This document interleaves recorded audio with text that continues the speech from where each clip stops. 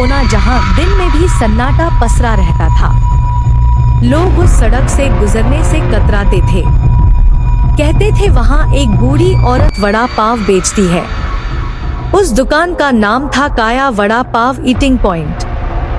वो रात के 12 बजे तक खुला रहता था। एक 100 साल पुरानी चुड़ैल जिसका असली नाम काया था, उसे गांव वालों ने इंसानों का मांस खाने के जुर्म में जिंदा जला दिया था। उसकी आत्मा उस तवे में कैद हो गई। रात के 12 बजे सुनसान गली में जब कोई भूला भटका इंसान गुजरता है तो उस तवे से खून की बूंदें टपकने लगती है। चुड़ैल का सड़ा गला, डरावना चेहरा, लाल आंखें और झुलसी हुई त्वचा थी।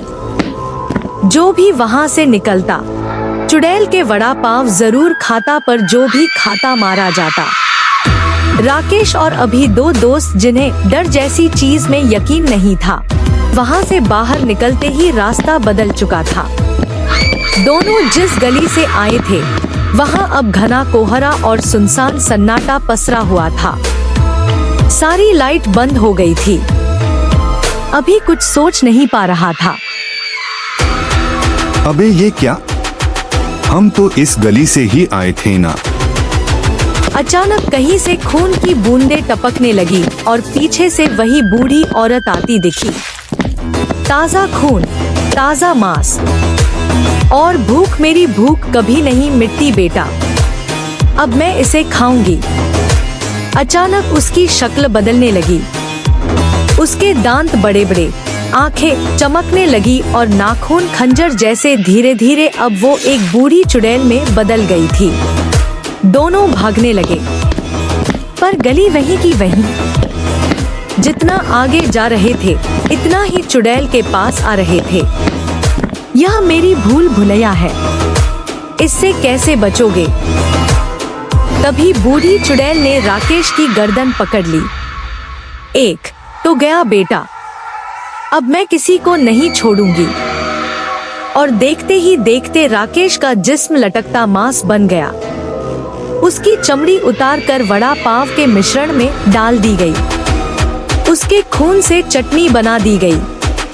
नहीं नहीं भगवान, यह क्या से क्या! अभी यह दृश्य देखकर चौंक गया। उसकी आंखों के सामने उसका दोस्त मारा गया बुरी तरीके से। अभी अंदर ही अंदर गुस्सा था और रो रहा था, पर वो कुछ नहीं कर सकता था। चुड़ैल ने अभी को भी बंदी बना लिया। राकेश और अभी 2 दोस्त जिन्हें डर जैसी चीज में यकीन नहीं था, एक रात शर्त लगाकर वहां पहुंच गए। अबे क्या बकवास है चुड़ैल और वड़ा पाव, चल देखते हैं। चुड़ैल भी कोई वड़ा पाव बेचती है। हाँ और सुन, अगर डर गया तो अगले हफ्ते की पूरी पार्टी तेरी। अच्छा ठीक है भाई, मेरी तरफ से पार्टी डन। अब पहले देखते हैं कौन डरता है। दोनों लड़खड़ाते कदमों से उस दुकान तक पहुँचे। एक भयानक बूढ़ी औरत, झुर्रियों भरा डरावना चेहरा, लाल चमकती हुई आंखें, तवे पर वड़ा पाव मसाला तलती हुई दिखाई दी। चारों तरफ धुंध और कोहरे का माहौल था। यह बहुत खौफनाक नजारा लग रहा था। वो दुकान एक सुनसान गली में थी। उसके तवे से भयानक बदबू उठ रही थी। वातावरण स्याह, डरावना और सहन पैदा करने वाला था। अगल-बगल सुनसान, चारों तरफ सन्नाटा। जैसे जैसे दोनों आगे बढ़ते हैं, कदमों की आवाज और उनकी परछाई छोटी होती जा रही थी। कौन है? भूख लगी है क्या? मेरे वड़ा पाव खाकर देखो, तीखी चटनी के साथ मजा आ जाएगा। हाँ अम्मा, 2 वड़ा पाव बना दे। और यह बताओ तुम चुड़ैल हो क्या? पता नहीं बेटा, लोग बोलते हैं। तुम बताओ, तुमको लगती हूँ क्या? अजय कुछ पल उसका चेहरा गौर से देखता है और कहता है, ऐसे बनकर रहोगी तो लगोगे ही। बूढ़ी औरत ने बिना कुछ बोले वड़ा पाव बनाना शुरू किया। अचानक एक अजीब सी गंध फैल गई। ऐसा लगा जैसे जलती हुई हड्डियों की बह आ रही हो। पाव सेकने पर ऐसा लग रहा था जैसे वो किसी का मांस हो। अरे यह कैसी बदबू है? खुशबू है बेटा, मजा आएगा खाओगे तो। तुमने वेज पाव खाए होंगे, यह नॉनवेज वड़ा पाव है, इसलिए तुम्हें असहज महक आ रही है। हाँ यार, ऐसा लग रहा है जैसे मांस जल रहा है। शायद ये अम्मा सही कह रही है, मांस का वड़ा पाव अलग महक फैलाता है। चल राकेश, खा लेते हैं, शर्त जो पूरी करनी है। वड़ा पाव आया, बाहर से कुरकुरा और भीतर कुछ अजीब, जैसे खून से सना हो। देखिए लाल चटनी। अबे ये वड़ा अंदर से लाल क्यों है? और चटनी भी अजीब सी बो आ रही है इसमें। ताजा है, खा ले बेटा। अब खाऊंगी और नए वड़ा पाव बनाऊंगी। हाँ, दोनों ने डरते डरते वड़ा पाव खा लिया। अगले ही पल राकेश का पेट दर्द करने लगा और उसने उल्टी कर दी। अबे कुछ गड़बड़ है, अजीब सा लग रहा है और पेट दुख रहा है। चल जल्दी हॉस्पिटल चलते हैं।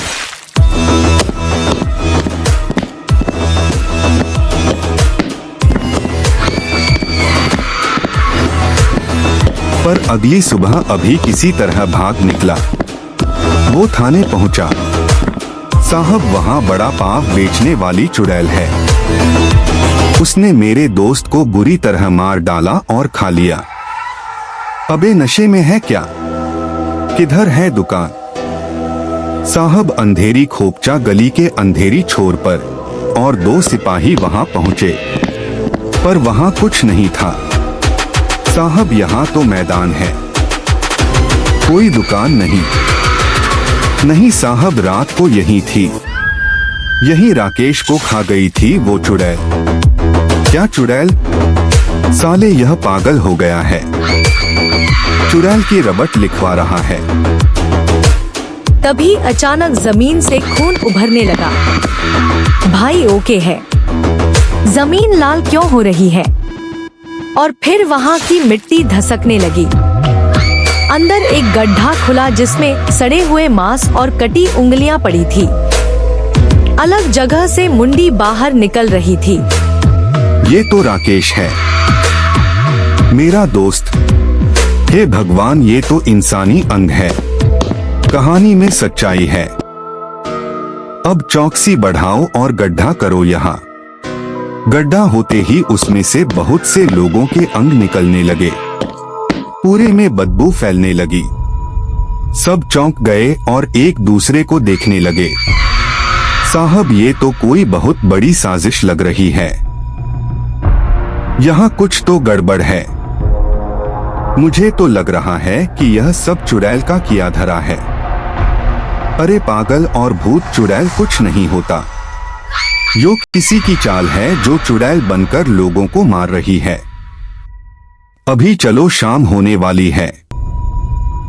पाटिल के कहने पर सब लोग घर आ गए, पर अभी अपने घर आते ही मन में यह सोचता है, क्या सच में कोई जानबूझकर कर रहा है या कोई चुड़ैल है? यह सब सोचते वह सो जाता है। अभी को अजीब अजीब सपने आने लगे। तू कुछ नहीं कर सकता मेरा, तेरा दोस्त तो गया। बड़ा आया था मुझसे पंगा लेने, आगे से दिमाग में बिठा ले। काया चुड़ैल किसी के जंगल में नहीं रहती। चुड़ैल देख अभी की आंखें खुल गई।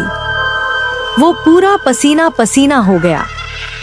फिर वो पानी पीकर दोबारा सो जाता है। थोड़ी देर बाद अभी के सपने में राकेश आता है। मुझे बचा ले अभी, मेरी लाश उस चुड़ैल के पास है, तुझे भी ले जाएगी। भाग नहीं, मैं इसका अंत करूंगा। अगले दिन उसने तांत्रिक बाबा वसंत राव से संपर्क किया। यह कोई मामूली आत्मा नहीं, वड़ा पाव वाली चुड़ैल है काया। 100 साल पहले जिंदा जला दी गई थी। अब वो इंसानों को मारकर उनके अंगों से वड़ा पाव बनाती है। और यह कोई मामूली चुड़ैल नहीं है, मायावी राक्षसनी है। तो इसे कैसे रोका जाए बाबा? सिर्फ एक ही रास्ता है, उसके तवे को तोड़ दो, उसी में उसकी आत्मा बंधी है। लेकिन बेटा तुझे अपनी जान दांव पर रखनी होगी। त्रिक के बताए उपाय से एक नींबू और लोहे की कील ली और रात को फिर उसी जगह पहुंचा। अब वहां सचमुच एक दुकान दिख रही थी, उसी बूढ़ी चुड़ैल के साथ। आ गया बेटा ताजा गोश्त, बहुत देर कर दी, आज तेरा खेल खत्म करूंगा। अभी ने लोहे की कील से तवे पर वार किया। चुड़ैल तड़प उठी, नहीं, तवा नहीं, मेरी आत्मा है। फिर वह आग में जलकर राख बन जाती है। माहौल में भयानक सन्नाटा आ जाता है। गली में पड़े तवे की राख से अब भी धुआं उठ रहा है।